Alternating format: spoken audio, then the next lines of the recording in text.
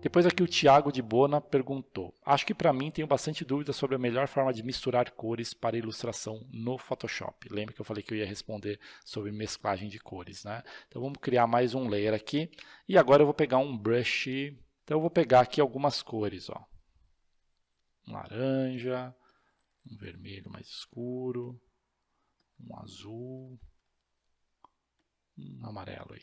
Tá? Então tenho aí algumas mesclagens de cores.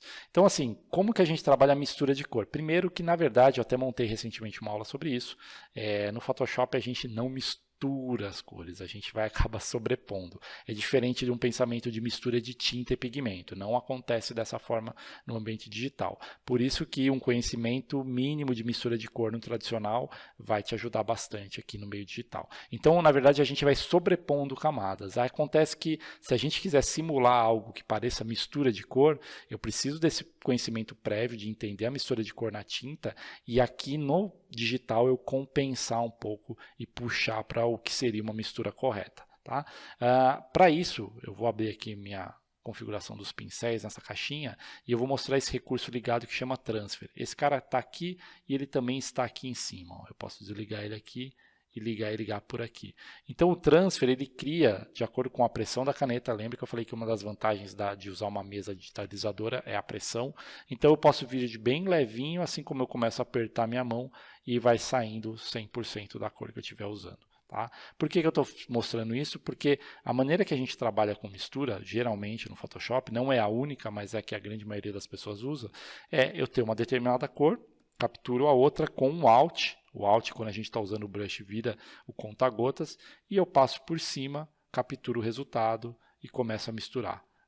De novo, captura, pinta, captura, pinta. Captura, pinta, ó, dá até um ritmo aqui, ó. Tá? Então eu estou misturando cores. Lembra que não é a mesma mistura do tradicional. Não é como se eu tivesse um pouco de laranja com um pouco de vermelho e eu vou ter aquela mesma mistura. Tá? Algumas combinações funcionam como se fossem misturas de cores. Geralmente quando as cores estão mais próximas no nosso espectro de cor aqui. Tá? Quando as cores estão mais distantes, essa mistura não funciona. Ela acaba acinzentando e a gente tem que compensar um pouquinho isso. Mesma coisa aqui. Ó. Pegou azul... Capturou, pintou, capturou, pintou, capturou a laranjinha, pintou. Então, ó, eu vou gerando cores, mas ó, como já começa a gerar um tom acinzentado. Então, dentro de um conhecimento prévio de mistura de cor, eu teria que entender se esse laranja com azul seria dessa forma. Vou dar um exemplo clássico, que é o azul com amarelo. Azul amarelo, a gente sabe desde criança que dá verde. Então, vamos lá ver. Ó, deu um verdinho aqui, mal menos, né? Não deu um verde, verde, verde. Deu um verde mais claro.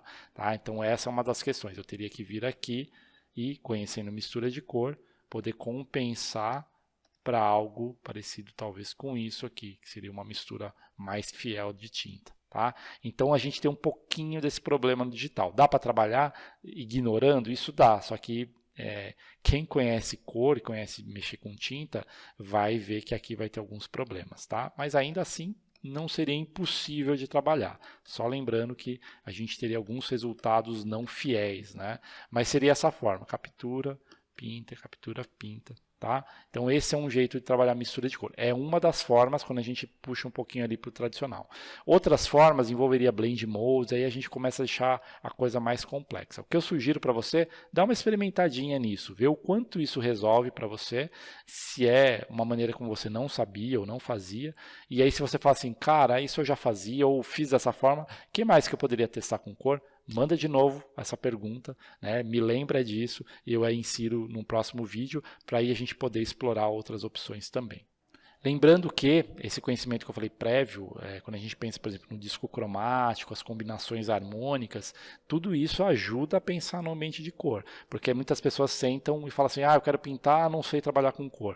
Mas a gente tem caminhos, né? Pegar o círculo cromático ali, dar uma estudada nele, entender que existem categorias de cor, entender que existem formatos de cor. Eu posso pegar cores mais próximas, que são cores análogas, eu posso pegar cores opostas, que são as complementares, eu posso trabalhar trabalha com cor quente, com cor fria. Então, tudo isso é um norte para eu poder trabalhar com cor. Então, não fica aquela coisa assim, não sei o que eu faço, não sei como eu pinto. Não, a gente pode usar, por exemplo, o disco cromático para ajudar ali a gente a ter um caminho para as cores, tá? Aí a gente puxa um pouquinho para o lado teórico, procurar um livro, dar uma estudadinha. Não é um bicho de sete cabeças. Cor é bem legal de trabalhar, é complexo, mas é gostoso de trabalhar porque a cor ela tem um peso muito grande do que cada um põe numa imagem, tá? Então, o seu entendimento de cor, a sua percepção, o seu gosto das cores vai ser diferente do meu. E isso dá um direcionamento para a nossa arte e cria diferenças entre os artistas, tá?